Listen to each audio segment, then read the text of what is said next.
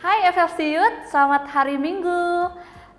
Minggu lalu kita sudah belajar dari Kohadi tentang jangan gabut. Pasti semuanya udah nonton dan udah lihat dong ya videonya. Dan dari situ kita belajar bahwa di masa-masa pandemi saat ini kita punya banyak banget waktu luang.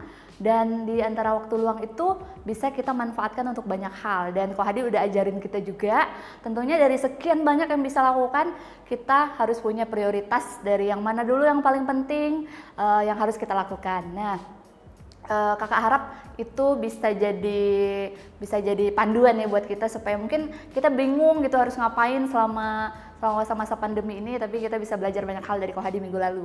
Nah, hari ini kita akan belajar tentang small group. Nah, penting nggak sih small group? Small group itu apa sih dan bagaimana gitu. Nah, buat kalian semua yang udah join di small group di FLC Youth, pasti udah tahu ya small group itu seperti apa. Buat yang belum tahu small group itu seperti apa, aku akan jabarkan sedikit di sini ya. Jadi small group itu sama dengan komsel atau komunitas sel, yang kalau di FLC kita sebut dengan passion. Nah, kalau untuk jemaat dewasa FLC, kita punya 21 kelompok passion yang tersebar di beberapa area di Jakarta. Kalau untuk youth, biasanya kita lakukannya setelah ibadah minggu. Jadi ibadah youth di hari Minggu, setelah kakaknya sharing firman Tuhan di large group, kemudian kita akan bagi dalam kelompok yang lebih kecil di small groupnya dengan didampingi oleh kakak SGL. SGL itu small group leader. Nah, kalau dalam situasi pandemik saat ini tentunya kita lakukan small group secara online, biasanya di hari Minggu sore. Nah, kalau udah tahu ya apa itu small group, terus mungkin ada pertanyaan lagi, mengapa sih kita perlu join dalam small group? Mengapa sih kita harus hidup berkomunitas dalam small group gitu kan? Nih, salah satu win atau tujuan dari FLC Youth adalah untuk membangun youth yang memiliki iman yang otentik atau iman yang sejati. Nah, iman yang otentik itu artinya iman kita yang nggak tergantung sama orang lain.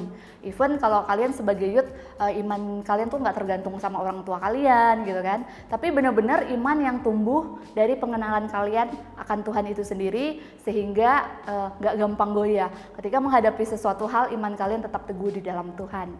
Nah, selain itu juga di dalam small group kita tentunya akan dimuridkan bagaimana membangun disiplin rohani, misalnya berdoa, baca Alkitab gitu kan.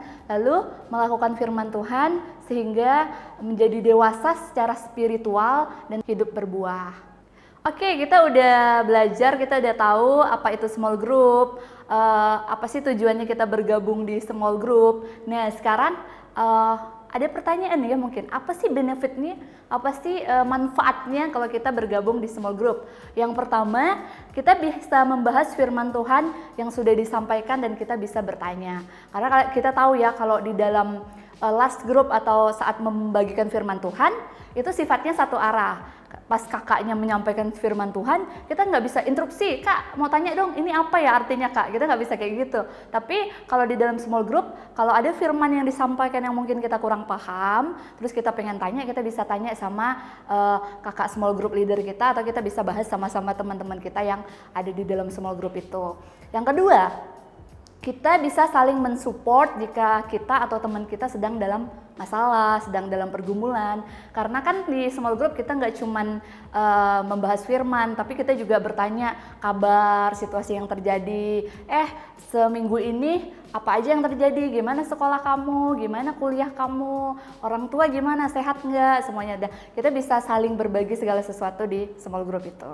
Yang ketiga, kita bisa saling mendoakan satu sama lain, karena kita tahu ada dalam kesatuan ada kuasa atau ada power di dalam doa bersama. Seperti juga firman Tuhan bilang, di mana 2-3 orang berkumpul, di situ Tuhan hadir. Yang keempat, kita membangun hubungan dan persahabatan dengan teman-teman kita yang lain. Nah, kalian bisa bayangin ya kalau di masa-masa apalagi di masa-masa pandemi saat ini, kalau kita di rumah aja, terus kita nggak komunikasi, nggak berinteraksi sama orang lain, pasti rasanya kayak bosen banget, kayak stres banget gitu. Nah, kalau kita punya teman-teman yang bisa kita ajak ngobrol, tentu itu akan menjadi sesuatu yang baik buat kita juga. Atau kalau misalnya kalian punya ide, ingin melakukan sesuatu nih, pengen bikin apa nih, gitu kan? tapi pas tengah jalan mandek, terus pasti jadi stres juga tuh. Nah kalau kita punya teman-teman, kita bisa sharing, oh kalau menurut kamu kayak gimana ya kalau aku bikin kayak gini, bagus nggak ya, kayak gitu kan. Jadi ada point of view dari teman-teman yang lain juga yang bisa membantu kita. Dan yang kelima, kita berlatih untuk membagi hidup dan tidak mementingkan diri sendiri. Karena kita tahu sendiri kalau dalam satu kelompok itu kita nggak sendiri. Ada teman-teman dengan berbagai macam karakter yang mungkin aja kadang-kadang kita merasa kok dia nyebelin sih kak gitu kan, tapi disitulah kita belajar untuk kita sama-sama membagi hidup kita sama orang lain. Firman Tuhan juga berkata kan, besi menajamkan besi, manusia menajamkan sesamanya. Jadi kita bisa sama-sama belajar. Kalau di dalam Alkitab sendiri, kita bisa lihat di Kisah Para Rasul 2 ayat 44 sampai 47. Jemaat mula-mula mengajarkan atau menunjukkan cara terbaik kehidupan dalam berkomunitas. Kita sama-sama baca dari ayat yang ke-44. Dan semua orang yang telah menjadi percaya tetap bersatu, dan segala kepunyaan mereka adalah kepunyaan bersama. 45. Dan selalu ada dari mereka yang menjual harta miliknya, lalu membagi-bagikannya kepada semua orang sesuai dengan keperluan masing-masing. Bahkan mereka sampai menjual hartanya, bagi-bagi kepada orang-orang yang membutuhkan. 46. Dengan bertekun dan dengan sehati mereka berkumpul tiap-tiap hari dalam bait Allah. Mereka memecahkan roti di rumah masing-masing secara bergilir dan makan bersama-sama dengan gembira dan dengan tulus hati. 47. Sambil memuji Allah dan mereka disukai semua orang. Dan tiap-tiap hari Tuhan menambah jumlah mereka dengan orang yang diselamatkan. Nah, kita bisa belajar dari kehidupan jemaat mula-mula. Mereka membagi hidup, di situ mereka membagi hidup bersama-sama, nggak mementingkan dari mereka sendiri.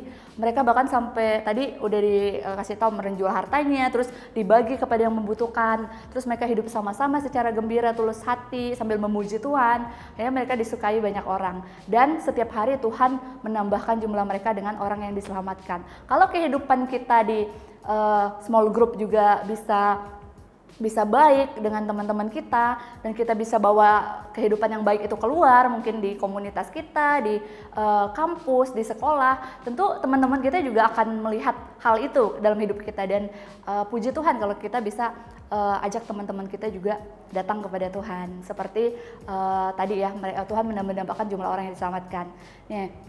Bahkan Tuhan Yesus sendiri pun hidup berkomunitas. Saat awal pelayanannya yang dilakukan oleh Tuhan Yesus adalah membuat tim atau kelompok dengan 12 muridnya. Jadi small group itu sangat alkitabiah ya. Terus setelah itu semua, langkah apa yang bisa kita lakukan? Kak, aku udah tahu nih benefitnya, manfaatnya. Aku pengen dong untuk join, gabung di small group. Nah, yang kita bisa lakukan ya udah jangan pikir lama-lama. Bagi kalian yang memang sudah tergabung di small group tapi udah lama nggak join, nah ini boleh join lagi dong sama-sama kita di small group. Buat kalian yang belum pernah, nggak apa-apa, kalian boleh hubungi kita bisa sama-sama join di small group, hubungi kakak small group leader kalian. Bahkan kalau ada kalian punya teman-teman mungkin yang belum pernah join, teman dari sekolah, dari kampus, boleh juga diajak sama-sama untuk join small group di FLC ini. Oke, yang terakhir yang ingin kakak sampaikan adalah dunia tuh nggak semakin baik. Kita boleh lihat keadaan yang terjadi gitu kan. Yes, kita tetap harus relevan, kita harus hidup sesuai mengikuti zaman gitu ya. Tapi ingat, kita juga harus berakar dan kuat di dalam firman Tuhan. Karena kalau kita nggak dimuridkan di dalam firman Tuhan, maka dunialah yang akan melakukannya bagi kita. Seperti quotes yang kakak ambil dari Pastor Edmund Chen, "You are either disciple by the word or by the word." Jadi ingat sekali lagi, kita butuh hidup berakar di dalam firman Tuhan.